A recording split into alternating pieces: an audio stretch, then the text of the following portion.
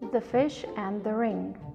Once upon a time, there was a mighty baron in the North Country who was a great magician that knew everything that would come to pass. So one day, when his little boy was 4 years old, he looked into the book of fate to see what would happen to him. He found that his son would wed a lowly maid that had just been born in a house under the shadow of Yorkminster. Now the baron knew the father of the little girl was very, very poor, and he had 5 children already. So he called for his horse and rode into York and passed by the father's house and saw him sitting by the door, sad and doleful. "What's the matter, my good man?" asked the baron, and the man said, "Well, your honor, in fact is, I have 5 children already, and now a 6th to come, a little girl, and where to go to get the bread from to fill her mouth, that's more than I can say." "Don't be downhearted, my man," said the baron. "If that's your trouble, I can help you. I'll take away the last little one, and you won't have to bother about her." "Thank you kindly," said the man, and he went in and brought out the girl and gave her to the baron, who mounted his horse and rode away with her. And when he got to the bank of a river, he threw the little thing into the river and rode off to the castle. But the little girl didn't sink. She cast ashore just in front of a fisherman's house. There the fisherman found her and took pity on the poor little thing and took her into his house. And she lived there till she was 15 years old. One day it happened that the baron went out hunting with some companions along the bank of the river and stopped at the fisherman's hut to get a drink, and the girl came out to give it to them. They all noticed her beauty, and one of them said to the baron, "You can read fates, baron. Whom will she marry, do you think?" "Oh, that's easy to guess," said the baron. "Some yokel or other, but I'll cast her horoscope. Come here, girl, and tell me on what day you were born." "I don't know, sir," said the girl. "I was picked up just here after having been brought down by the river about 15 years ago." Then the baron knew who she was, and when they went away, he rode back and said to the girl, "I will make your fortune. Take this letter to my brother and show it to him in Scarborough, and you will be settled for life." And the girl took the letter and said she would go. Now this is what he had written in the letter: "Dear brother, take the bearer and put her to death immediately. Yours affectionately, Albert."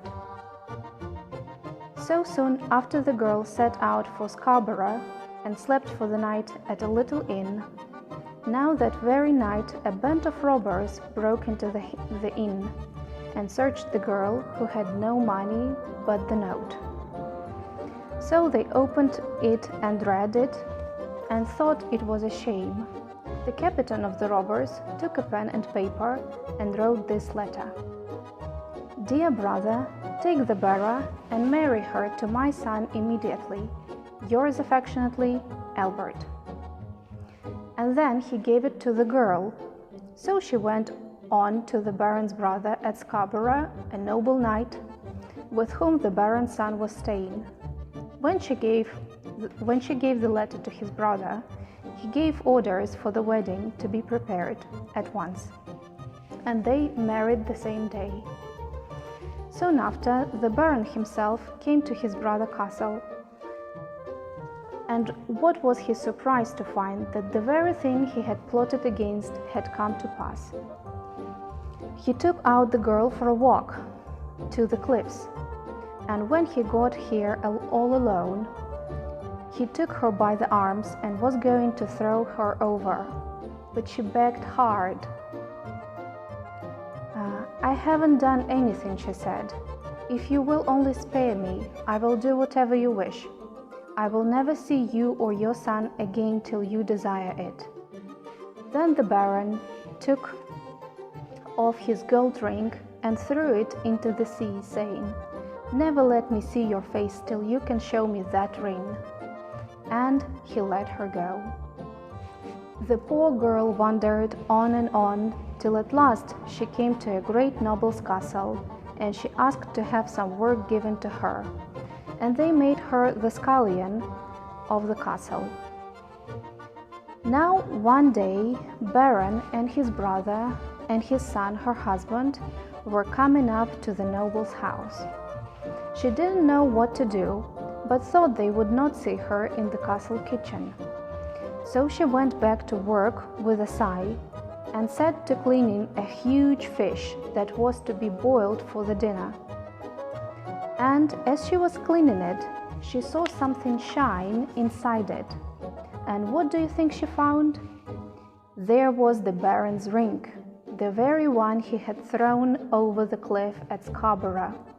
She was glad to see it, you may be sure. Then she cooked the fish as nicely as she could and served it up. When the fish came on the table, the guests liked it so well that they asked the noble who cooked it. He said he didn't know, but called his servants. "Send up the cook that cooked the fine fish." So they went to the kitchen and told the girl she was wanted in the hall. Then she washed and tied herself and put the Baron's gold ring on her thumb and went up into the hall. When the banqueters saw such a young, beautiful cook, they were surprised. But the Baron was in a tower of a temper and started up as if he would do her some violence.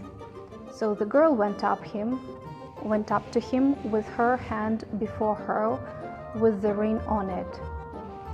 And she put it down before him on the table. Then at last the Baron saw that no one could fight against fate, and he handed her a seat and announced to all the company that this was his son's true wife. And he took her and his son home to his castle, and they all lived as happily as could be ever afterwards.